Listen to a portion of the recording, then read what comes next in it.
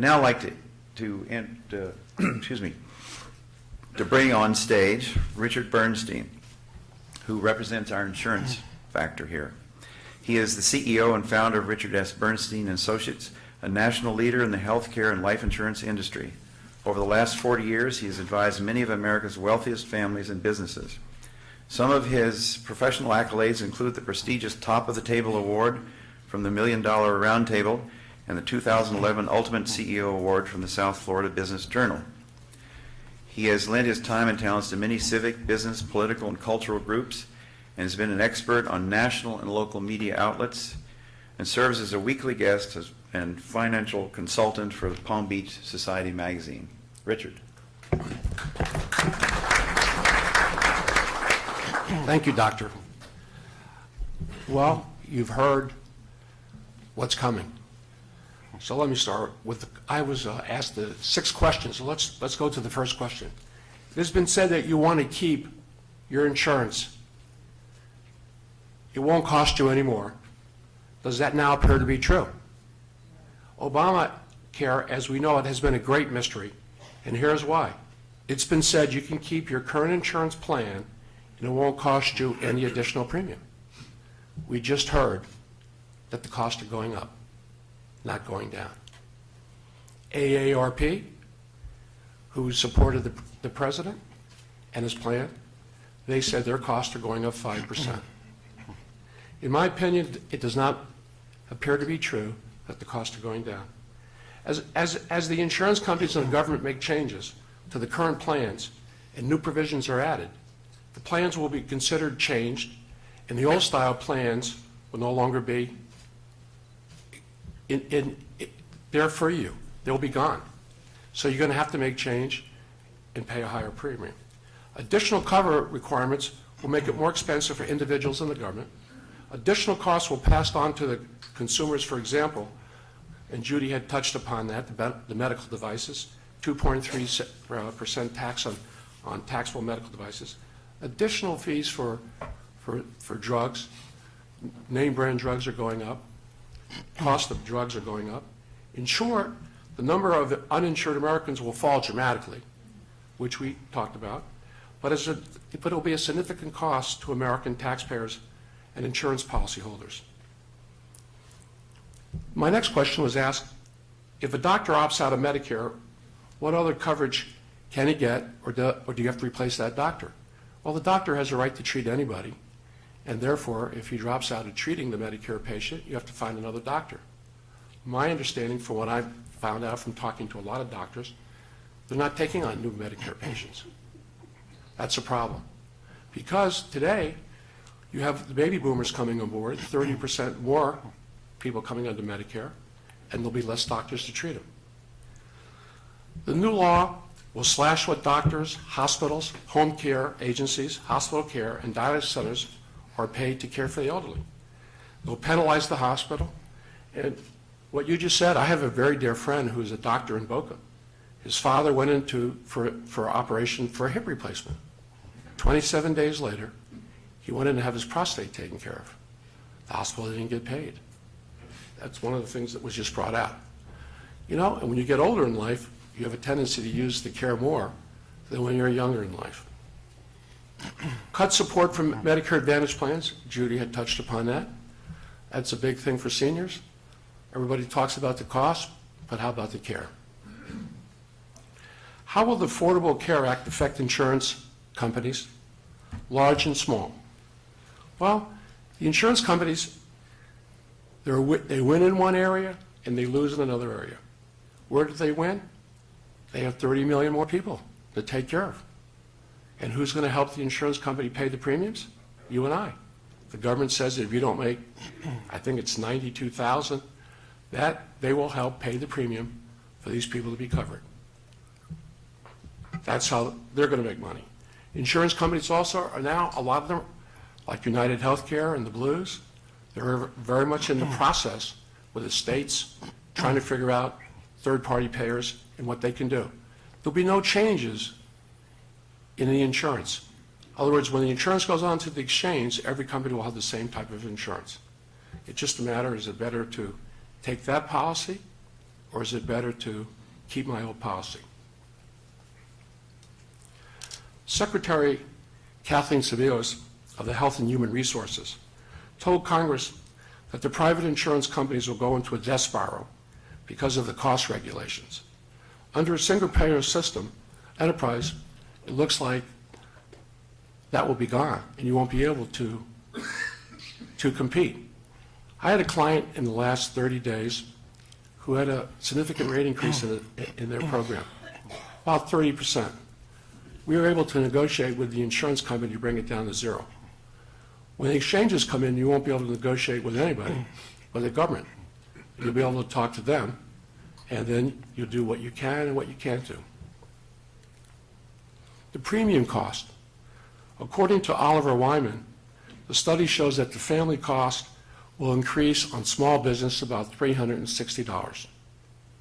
On the large companies, it will increase about $380 a month.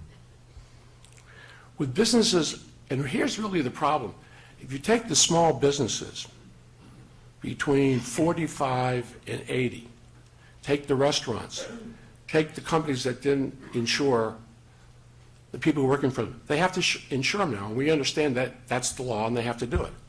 But there's a cost to it. The cost of food increasing at 12% a year, and now you have the cost of health care. Some restaurants, I've talked to some of the owners of restaurants in Palm Beach, as well as Palm Beach County, and they're thinking of closing one day a week so they don't fall into that situation. If you go back to the Massachusetts bill, which Obamacare has taken after, everybody always talked about the good things in the bill. Well, what were some of the problems in that bill? $4 billion increase in cost, $400 less income for the families, and 20,000 jobs lost. One of the restaurants in Palm Beach now, or in West Palm Beach, has put on there the extra cost because of what's happening in the health care bill. I'm not saying it's bad. That's not why I'm here. I'm just giving you both sides of the coin as to what you have to expect. We hear about insurance exchanges. Will Florida have such an exchange? As Judy just told us, and it was in the Palm Beach Post, if anybody read the paper on Sunday, it talked about that we missed the deadline and we will be under the federal government's exchange. Next year, we have a choice. We can remain there, we can partner with the federal government, or we can have our own. And they're discussing it now. The exchange is supposed to work, if you think about it. We have a nice grocery store on the island in Publix. You go in there and you go shopping. Well, that's how the insurance exchange is supposed to work in the future. You're supposed to be able to call in an 800 number, or go online, or go in person, pick out a product or something that you feel fits your needs, and that's what you'll be able to do.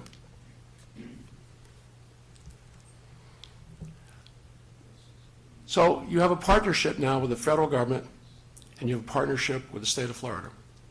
The biggest problem that the state of Florida is going to have is the cost of Medicaid. As Judy talked to you about that now, and the one thing in Florida, as we all know, we don't have any income tax. And the cost of Medicaid is X. The question is, in the future, how are we going to be able to afford, after the government finishes paying, or government participates with us, how are we going to afford to take care of the Medicaid patients? It's really important. The hospital said we need to do it. The government says we have to do it.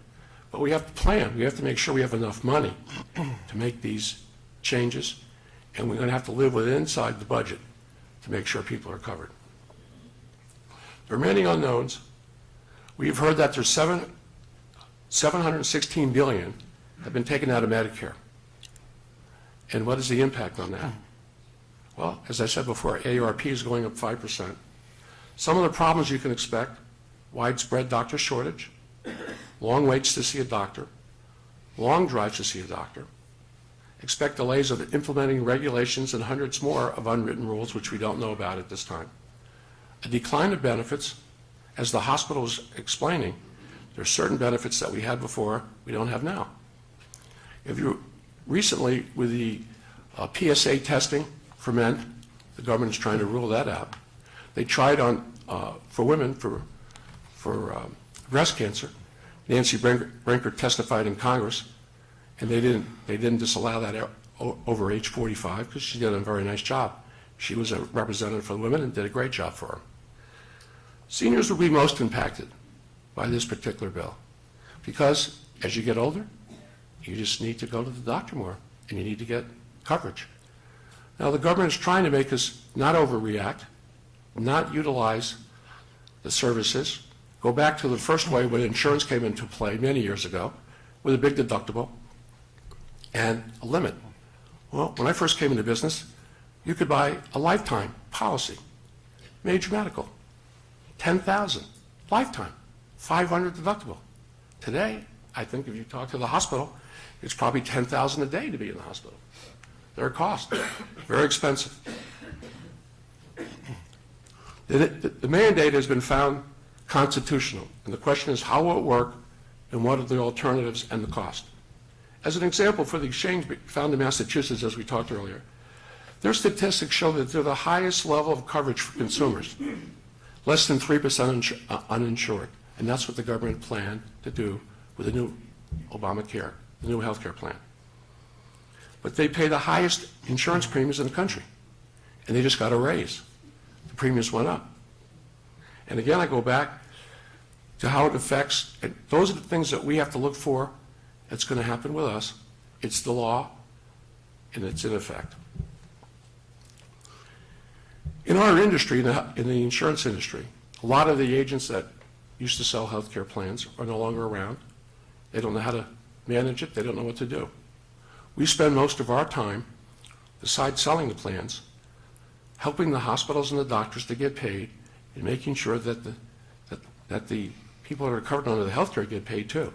Because sometimes what happens, people do it by accident, not intentionally. They might have the wrong codes, the wrong numbers, and it takes time, and you need someone as an advocate that can talk to the hospital, talk to the doctor, and get your claims paid. Because we have 2 extra people that we had to hire just to do that, to take care of our customers.